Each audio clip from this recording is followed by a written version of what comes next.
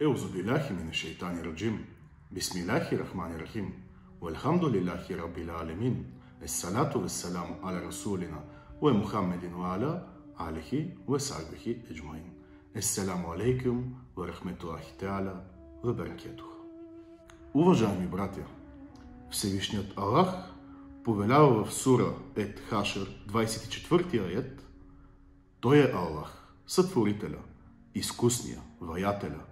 Негови са най-прекрасните имена. Прославя го всичко на небесата и на земята.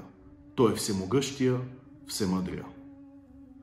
А в хадиса Пейгамбера, салалаху алейхи ве селям, е казал: Аллах има 99 имена, 100 без едно. Който ги научи и живее според тях, ще влезе в джаннета. Скъпи братя, всички ние като вярващи имаме дълг и отговорности спрямо Всевишния Аллах.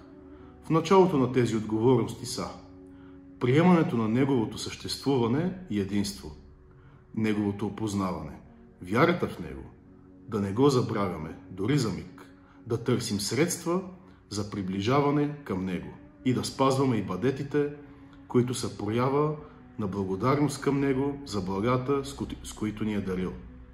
Всевишният Аллах ни е съобщил, че има много прекрасни имена и е поискал от нас да му се молим с тях. В много от аятите на свещения Коран той представя себе си с тези имена. Неговия пратеник, салалаху алейхи ве селям, също ни информира, че Аллах Теаля има 99 имена и ги преброява едно по едно в един от неговите хадиси.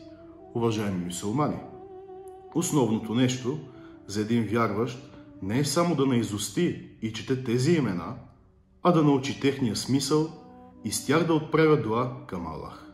Тоест да изгради и да живее живота си според смисъла на тези качества. Всевишният Аллах е всемилостив и милосърден, опрощаващия греховете. Той е милостив към всички хора и твари на този свят, а в отвъдния милосърден единствено към вярващите. Затова вярващият, дори да е престъпил в ущърб на себе си, не трябва да губи надежда в всеобхватната милост на Аллах. Той трябва да знае, че Аллах опрощава всички грехове, освен ширка, т.е. съдружаването с Него. Също така вярващият не трябва да забравя, че изпитанията на този свят ще продължат и вратата на покаянието ще бъде отворена до последния му дъх. Затова този, който се нанява на Неговата безкрайна милост, най-напред трябва да стори милостта и състраданието девиз в своя живот и да не превръща сърцето си в роб на лошите навици, като омраза, враждебност и потисничество. Аллах Теаля е сабур, т.е. търпелив, и Неговото търпение е безкрайно. Въпреки че е всесилен, Той не прибързва с наказанието на престъпващите и неблагодарните, които показват неуважение към Него. Така трябва да постъпва и вярващия и да бъде търпелив. При всички притеснения и беди трябва да търси убежище единствено при Него и само на Него да се уповава. Всевишният Аллах е Разак, т.е.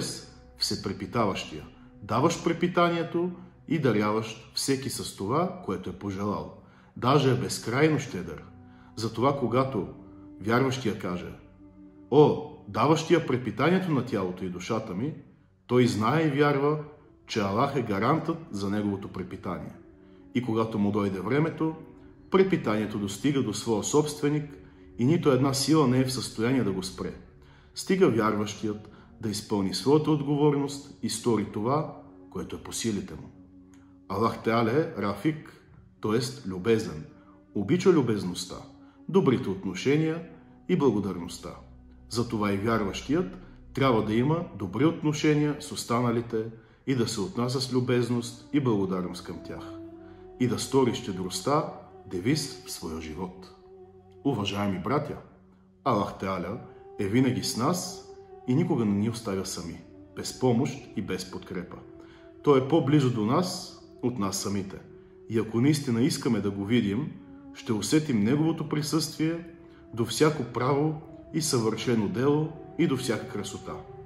Искам да завърша хутбето си с един Кудси хадис, в който Аллах Теаля представя себе си последния начин. Аз съм там, където моя раб предполага, че се намирам. Аз съм с него, що ме спомене. Ако той ме спомене насаме, и аз го споменавам така.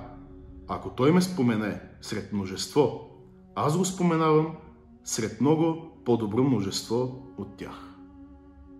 Скъпи вярващи, пожелавам ви един щастлив и благословен петък. Ессаляму алейкум, ва рахметуллахи теаля, ва баракатух.